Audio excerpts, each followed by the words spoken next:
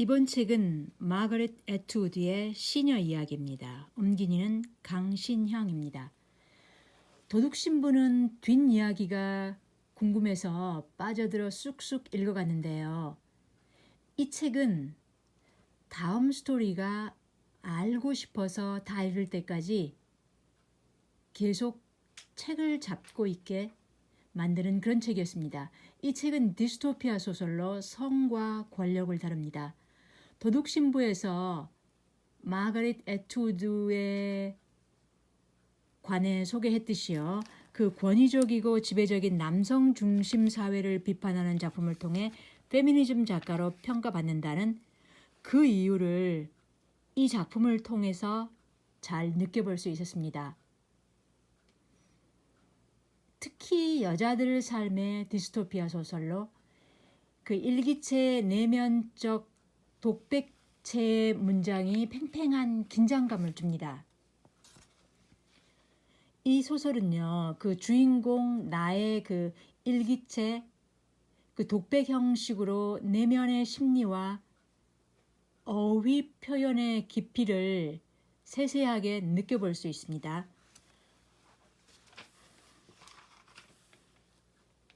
그 디스토피아 소설 특유의 어두운 분위기가 이어지면서도요.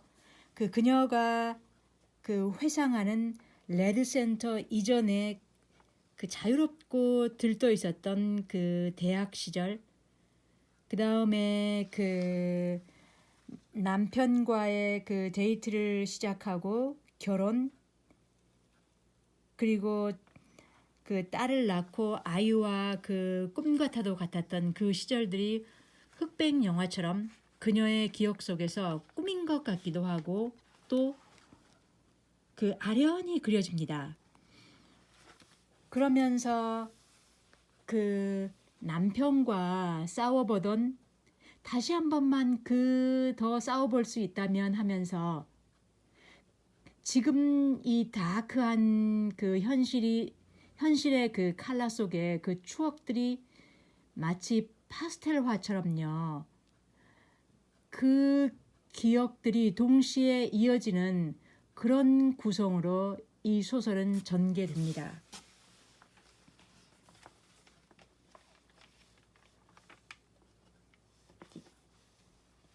그 미래사회 2195년 그 역사 심포지엄으로요.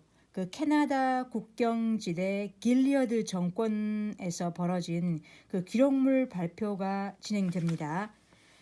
그 1955년경으로 추정되는 미 합중국 보급품인 금속 트렁크 속에서 그 30개의 카세트 테이프가 발견되는데요. 그 각각의 테이프에는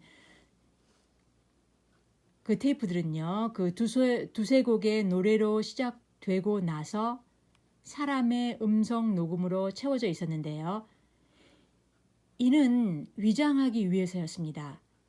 그 전문 감정 결과 모두 똑같은 한 여성의 목소리였는데요. 그 목소리에 기록물을 쓴 것이 바로 이 소설 그 시녀들입니다. 그 기발한 그 짜임으로 이렇게 소설이 탄생되었음을 뒤에서 확인해 볼 수 있는데요. 타임머신을 타고 한번 신라 시대로 들어간다는 상상을 한번 해보면요. 그 골품제가 엄격했던 그 신라는 신분에 따라 집의 크기뿐만 아니라 옷의 색깔까지도 정해졌었죠. 그 신분의 장벽을 피해 그 당나라까지 갔던 어린 그 최치원이나 그 장보고 등이 생각나는데요. 이 책의 주인공인 나는 이 사회에서 시녀로 온통 빨강색을 입어야 합니다. 모든 소품, 속옷까지도 빨강색입니다. 머리에는 하얀 가리개를 써서 나도 남을 보는 시야가 가려지고 타인들도 나를 보는 시야가 가려지게 됩니다. 그 탁한 녹색은 하녀들의 복장, 온몸을 검은색으로 감싼 것은 미망인들의 복장, 그리고 파랑색은 사내연관 아내들의 복장, 빨강, 파랑, 초록 줄무늬의 그 싸구려 드레스는 가난한 남자들의 여자가 입는 복장입니다. 빨강으로 도배를 하고 있는 시녀인 나는 이 사회에서 종족 번식을 위한 존재입니다. 나는 다리 둘 달린 자궁에 불과하다고 표현되는데요. 나는 할당되어서 또다시 새로운 사령관에게 배당되었습니다. 2년씩 주기로 다른 곳에 할당되고 있는데 임신에 실패해서 이번에도 출산을 하지 못하면 비여성으로 간주되어 콜리니에 할당되거나 이세벨의 집으로 이양될 수도 있습니다. 이 콜리니는요, 쉽게 온갖 청소를 하는 곳, 농사를 짓는 곳이 그나마 가장 상급이고 가장 심한 곳은 독극물 쓰레기와 방사능 폐기물을 취급하는 곳으로 끼케야 3년을 버틸 수 있는 곳, 보호장구도 제공하지 않는 곳, 어차피 제거돼야 될 인간들, 폐기 처분된 인간들이 가는 곳입니다. 이세벨의 집은 술과 마약까지 있는 그 직업 홀골들이 있는 그 장교들과 고급 간부들, 그들만의 비밀 클럽으로요. 시녀들처럼 여자들이 할당되어 이곳에도 배치됩니다. 나는 지금 이름을 잃었고요. 그 사령관의 나이든 그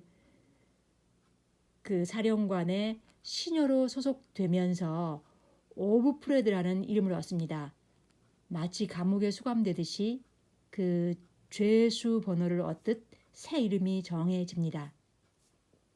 이 오브프레드의 업무는요, 다른 시녀를 만나 통행증을 소지하고 장을 보는 임무를 띠고 있습니다.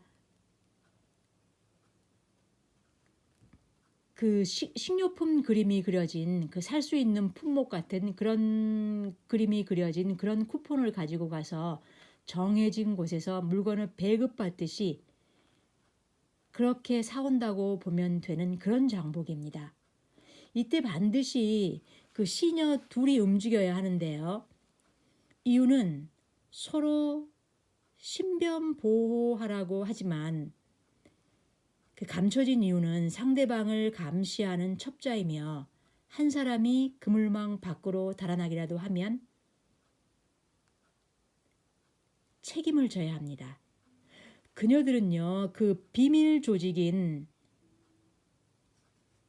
그 메이데이가 있음을 그녀들의 관계가 깊어졌을 때 그 위험한 처지에 닥치면 메이데이를 말하라고 그 서로 주고받습니다.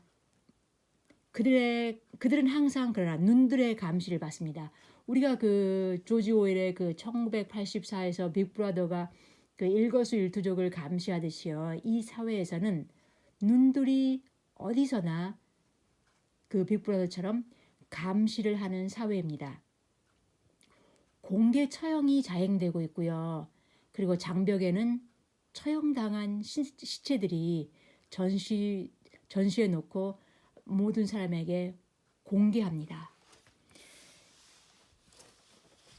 자, 이 소설의 주인공인 나는요, 그 신중한 성격으로서요. 지금 이 사령관 집에 그 처음 도착해서 그 하얀 가리개 너머로 그 늙은 사령관의 아내를 대면하고 그 다음에 시야에 들어오는 것들을 세세히 관찰하기 시작합니다. 자신의 방을 그 하루하루 날을 잡아서 이렇게 세세하게 살피는데요. 그 처음 천장 전등이 떼어내지고 그 새로 그 붙박이 전등이 붙어 있는 것을 발견하고요. 자, 그러면서 유리 창문들이 다 안전 유리로 되어 있음을 뾰족한 것은 모두 치워진 상태입니다. 그리고 그녀들도 그런 것들을 전혀 소지할 수 없고요. 그녀의 방 안에서는 그 어떤 것들도 찾아볼 수가 없습니다. 자, 그런데 세 번째 날에 그 선반장을 관찰하다 그 마룻바닥, 그 가장 짙고 그 시커먼 그림자가 진 자리에 핀이나 손톱으로 쓴 어떤 문장을 하나 찾게 되는데요. 놀리테 테 바스타르데스. 그녀는 전혀 알 수 없는 글자로 라틴어 같아 보였는데요. 자, 그녀들에게는요, 이런 모든 메시지는 금기였습니다. 읽을 거리, 쓸 거리는 금기였죠. 자, 이 글귀는요, 미지의 여인이 다음에 올 사람에게 보내는 메시지인 것만 같았습니다. 그러나 라틴어를 배워본 적이 없어서 그 내용을 알 수가 없었습니다. 오브프레들은 대학을 나왔지만 도저히 어떻게 짜맞춰 볼 수 없는 글귀였습니다. 그러던 중 한밤중 그 사령관의 개인 운전사 닉으로부터 사령관의 서재로 찾아가라는 비밀 명령을 받습니다. 사령관과 단둘이만 만나는 것은 금지되어 있었는데요. 그러나 사령관의 요청을 거절하는 것은 더더욱 위험했습니다. 그 매월 임신을 위해 치르는 행위도 사령관 아내의 방에서 사령관의 아내가 그 시녀의 팔을 붙잡고 드레스를 걷어올리고 월 행사로 치러지고 있는데요. 종족 번식을 위한 행위일 뿐이었죠. 자, 늙은 그 사령관의 아내 세레나 조이가 외출한 밤에 사령관의 서재로 어둠 속을 더듬으며 그 위험을 감수하고 수많은 생각을 하면서 이 기회를 어떻게 활용할 것이냐 하고, 자, 꼬리를 무는 그런 생각들을 하면서요.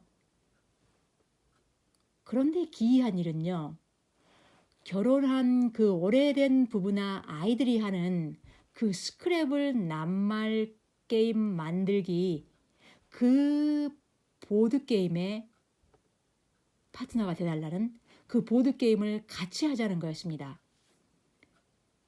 혹시 이 늙은 사령관은 극단적인 변태가 아닐까, 이런저런 생각을 하게 되는데요. 그날 밤 그 낱말 게임을 하고서요, 그 운전사 닉이 삐딱하게 모자를 쓰고 차를 닦고 있으면 그날 밤 그 사령관의 서재로 오라는 그 비밀 신호가 정해지게 되고요. 세레나 조이가 외출한 밤이면 스크랩을 낱말 게임은 계속됩니다. 자, 오브프레드가 스크랩을 그 게임에서 이기면 보상이 있는데요. 그 첫 번째는 그녀가 요구한 것은 핸드로션이었습니다. 그녀들은 로션을 전혀 사용할 수 없습니다. 그런 것들은 다 금지되어 있는데요. 그래서 피부가 항상 너무나 거칠었습니다. 그리고 읽을 수 있기를 원합니다.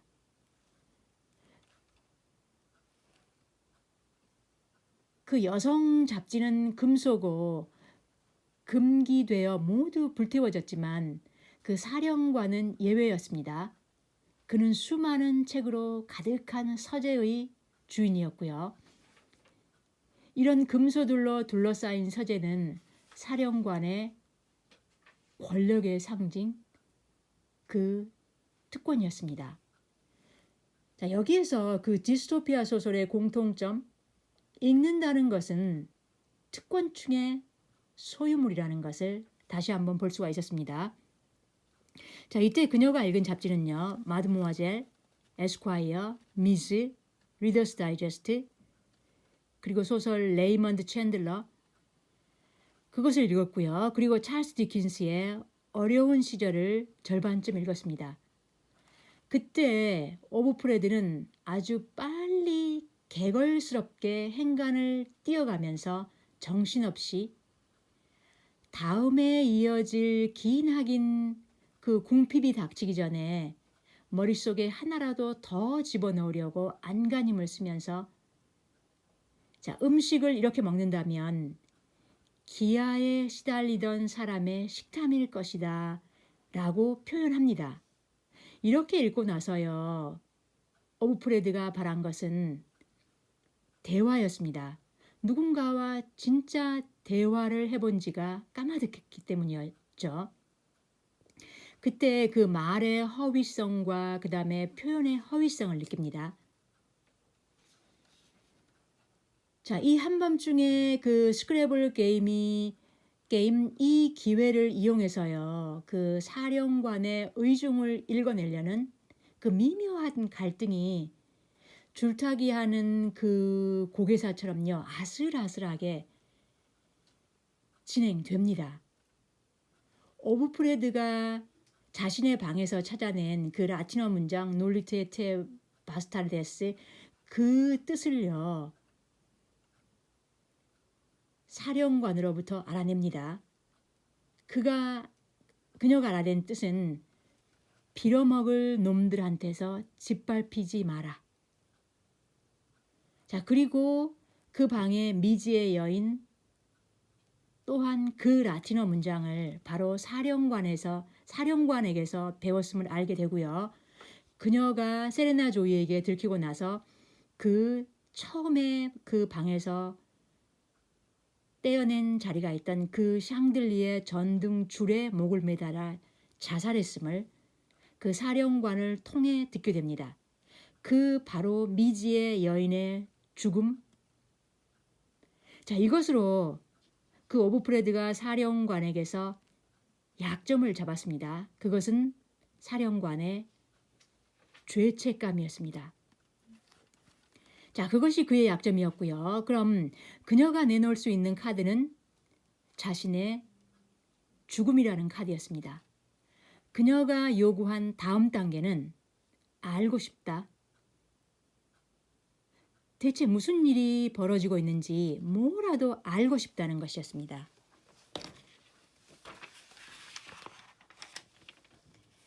자, 시간이 지나도 오브프레드의 그 임신의 가능성이 보이지 않자 늙은 사령관의 아내 그 세레나 조이는 그 젊은 운전사인 닉과 동침하도록 그녀와 비밀 협상을 하고 나서 그때 협상 카드는 그녀의 기억 속에만 남아있는 그녀의 딸 성장한 사진이었습니다.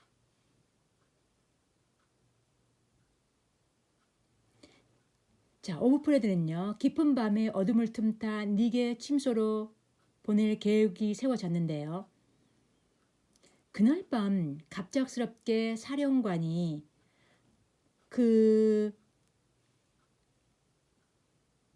그녀의 그 빨간색 그 모든 옷들과 그 다음에 흰색 머리 가리개를 벗고 그 야한 밤의 의상과 화장을 하고 그 비밀 그 사교 클럽은 이세벨의 집으로 외출해 동행하게 합니다. 자, 자정되기 전에 돌아와 클럽 의상을 옷장에 감춰두고 다시 빨간색으로 다 갈아입고요. 그날 밤 약속한 대로 사령관의 아내의 지시를 받으며 닉의 방으로 가게 됩니다.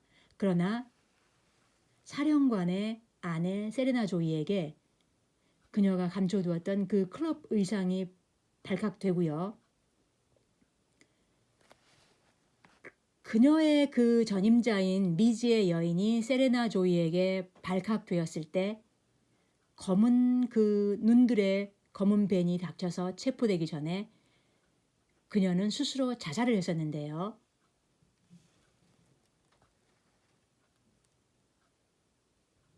오브프레드는 그러기엔 너무 늦어버렸습니다. 바로 눈들의 검은 벤의 소리를 듣습니다. 초인종이 울리고 그들의 발소리가 탁한 장밋빛의 계단 카펫 위에서 들려오고 낯선 얼굴을 예상했지만 문을 활짝 열고 젖히고 조명 스위치를 켜는 사람은 그 개인 운전사 닉이었습니다. 나쁜 새끼. 그 말을 내뱉으려고 하는데 닉이 가까이 다가와 속삭입니다. 괜찮아. 걱정 마. 오늘은 메이데이야. 그들과 함께 가. 자, 이 소설의 마지막 문장을 한번 읽어보겠습니다.